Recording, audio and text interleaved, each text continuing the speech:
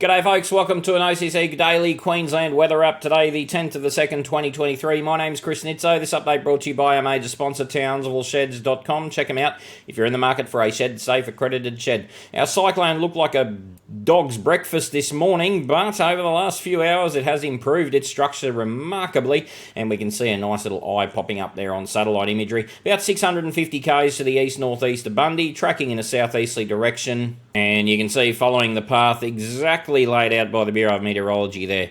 The expectation is the system will hopefully, fingers crossed, and that's what the models are telling us, will likely weaken a fair bit by the time it gets down to about New Caledonia again, Norfolk Island here on Saturday night. So fingers crossed for Norfolk Island and its 2,200 residents that is the case, that the system will be weakening. It is still expected to create tropical cyclone impacts though, and a cyclone warning is issued for that area. Today we've got the monsoon redeveloping across the Cape York Peninsula region. We've got widespread showers and thunderstorms in far north Queensland. We've got generally easing winds across central eastern Queensland and the coastal waters off central eastern Queensland. We're still going to maintain some fresh winds around the Fraser Island area and the Sunshine Coast and southeast coast of Queensland. Still going to be maintaining a fairly fresh southeasterly flow through there. Let's have a quick look at surface winds through the day. We can see 15 to 20 knots southeasterlies, with gusts, of course, that are going to be higher than that, up around 25, 27 knots, and potentially just a little bit of a wind maximum right there on the Fraser coastline through the day today. Notice the winds abate fairly quickly through the Rocky area. In fact, I'd say most of the stronger winds have finished around Rocky area this morning already.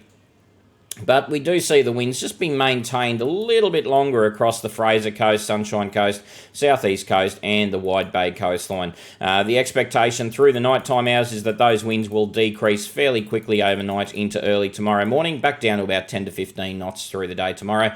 What's interesting, if you watch up in North Queensland, is the monsoon redevelops, so you get these northwesterly winds redeveloping at 15 to 20 knots, gusting up to 30 knots with showers and isolated thunderstorms.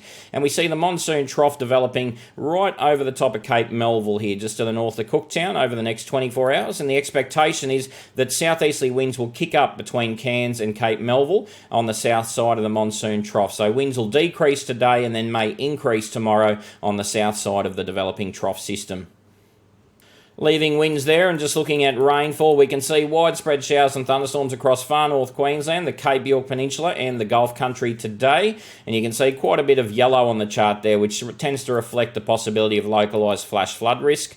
As we progress through the nighttime hours, you'll continue to see some convection across far north Queensland, the Gulf Country, showers coming onto the Cape York Peninsula coastline, and nocturnal shower activity in maritime areas around northeastern and eastern Cape York Peninsula and the far northern parts of the North Tropical Coast. As we progress into tomorrow morning, we can see that once again we've got a big hotspot of rainfall across Cape York Peninsula and where the monsoon trough is expected to be developing. Plus we've got some showers and storms in the morning across the Gulf Country and the Gulf coastline. Accumulated rainfall between now and when we speak again tomorrow, we can see widespread convective rainfall and a monsoonal rainfall across the Cape York Peninsula region. Some localised pockets of heavy rain, probably not quite that heavy, but localised pockets of heavy convective rain across far northern interior parts of the state. You can see quite a bit of shower activity, particularly north of Cairns on the coastline, and we could see a bit of a convergence zone setting up around Cape Melville to Cooktown tomorrow with the development of the monsoon trough. Outside of that, very isolated showers around southeast Queensland. You can see a bit of a hotspot there between Brisbane and the Fraser Coast today. And you can also see some very isolated shower activity possible around the southeast central east escarpments. Wouldn't be too interested in those.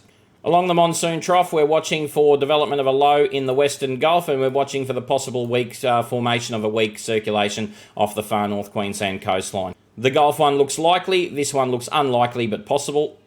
And to find out more details on that and to support our work, head over to join.ozcyclonechasers.com.au, where we go further ahead and we look more in depth at the weather systems on a daily basis. Have a wonderful day. Thanks for watching. Talk to you tomorrow.